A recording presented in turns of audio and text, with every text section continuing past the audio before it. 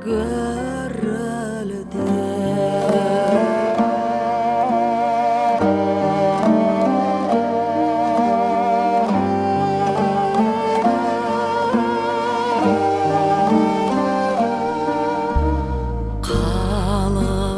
ағаш жапырағы сыбырласып өзді-өзі көрінбей жердің топырағы құлпырған жасыл жер жүзі көрінбей жердің.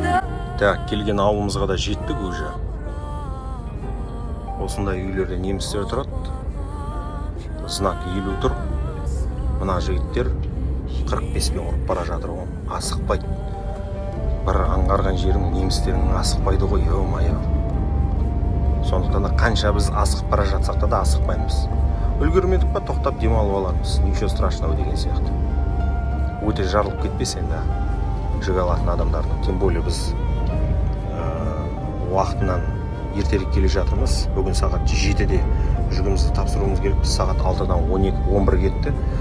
4 километр қалды. 4 шақырым 8 минут уақыт қалды. Құдай қаласа осы 5 минуттың ішінде жетеміз деп ойлаймын. 3 минут сол машинаны ашып беріп қоюға жетеді деп ойлаймын.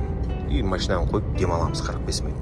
Жүгімізді тапсырған соң уже кері қарай қайтамыз. Вправо и 324.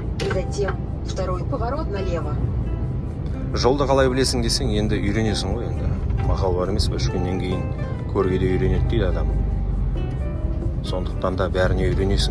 Навигатор бар, Құдайға шүкір. Анда-санда енді шамалы миды қосу керек. Миды қосып жұмыс істесең, енді бәрі нормально болады.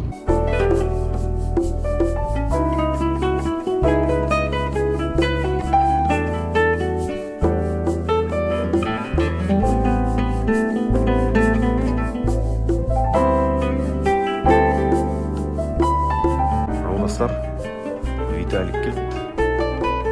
Біздің компанияда жұмыс істейді. Қазір Виталик жүгін тапсырады. Менде әлі 3 сағат бар дейді. Ё-майо. Менен кейін Виталик дағы 4 сағат жүгін тапсырады. Кері қарай үлгірсек болды ғой. Мен үлгерем деп ойлаймын енді. Көреміз.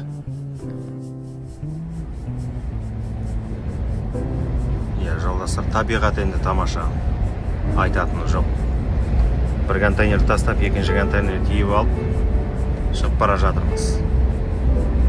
Алдымызда 57 шақырым қалды. Базаға дейін үлгермейміз, сондықтан да бір заправка бар, заправкаға барып, тоқтап тұрып демаламыз. Өйткені 43 минут қалды уақыт. Ар жағында тағы да 1 сағат береді, бірақ максимально уақытты құртпай қойып, спокойно тоқтап, ертең азанда ертерек тұрып алып кетеміз әрі қарай. Тау жаңғырып, ән қосып, үрген итпен айтаққа келмеп пе едің жол тосып,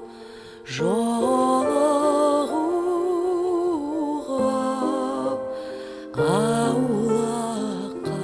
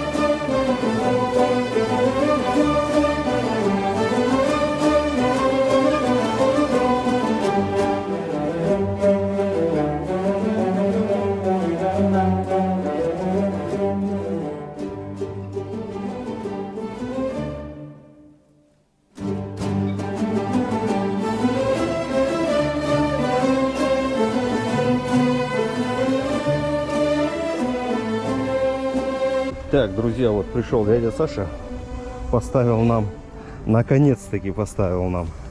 Бибика, говорит, сломалась. Бибика сломалась, да. И вы представляете, друзья, все, оказывается, было очень просто. Наша, как его, микроволновка, оказывается, была с функцией гриля. И она очень мощно, короче, грела. Как по-казахски, короче, грела здесь. Вот. Алекс купил нам обычный, простой, без всяких наворотов, как его, микроволновку. Мы сейчас ее поставим. Уже поставили по-братски, как его, предохранитель. Сотку, ребята, сотку пробило. И сейчас вот это установим на место. И будет у нас каждый день манты, пельмени и борщи. Он прогревается нормально. Не, я ставлю, Саша, я думаю, блядь, что он отключается? Я выхожу, вандер включенный. Она просто-напросто это, как бы, срабатывает, да? Да. Хреновато ей становится. Значит, надо просто на 600, допустим, поставить, да? Да. Перемешал, а потом еще поставил, Да. чтобы не напрягать его. Она просто, скажем, минуту дольше будет греть, а она спокойно нагреет. И всё. Да. Всего доброго. Счастливо! Яш, давай, хорошего вечера тебе. Все, друзья, установили новую мультиварку. Мультиварку. Мультиварка. Постоянно в голове мультиварка. Ого! Пошел контакт.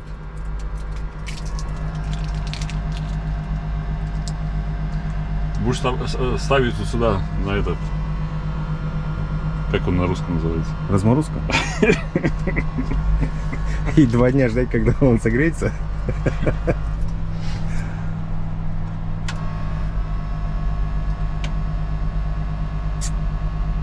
Не, нормально все.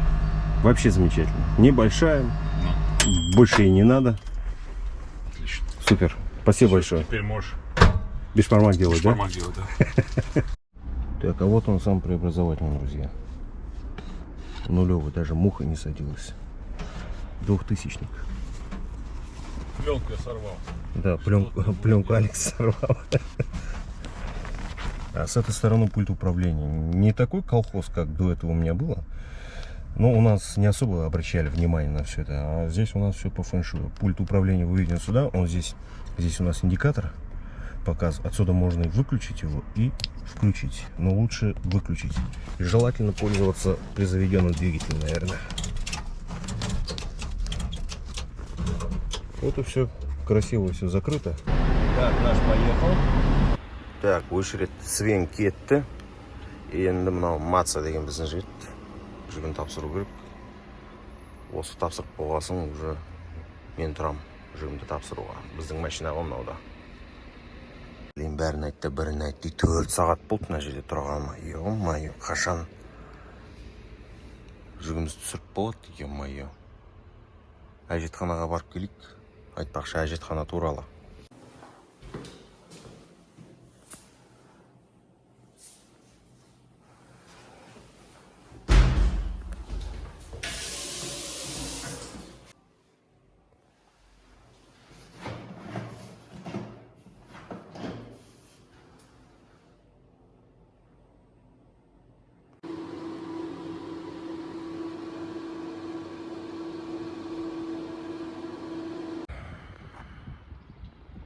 Көрдіңіздер ғой, душ бар ішінде, туалеттің өзі бар.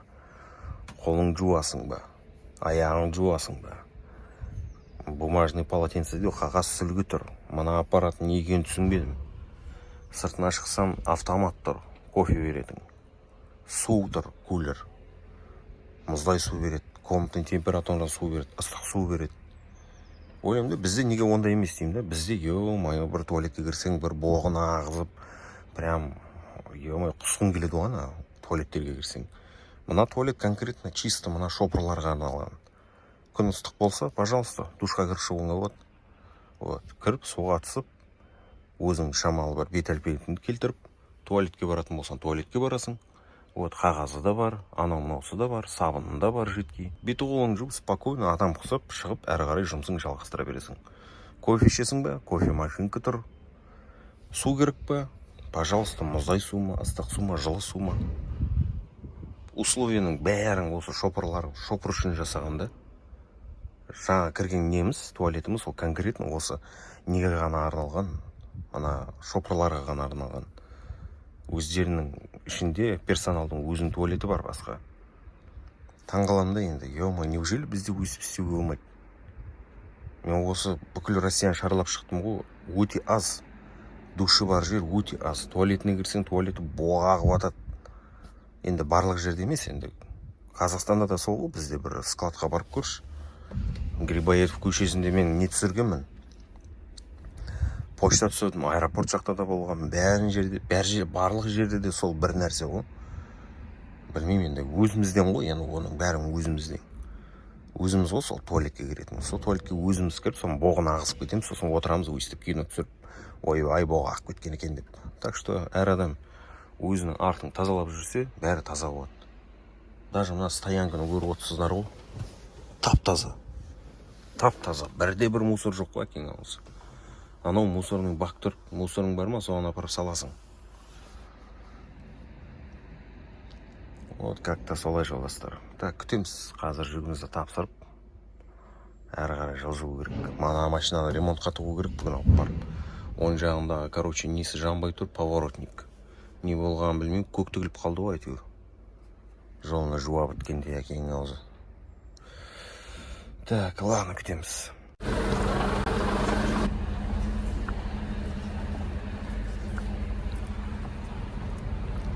Чистоган.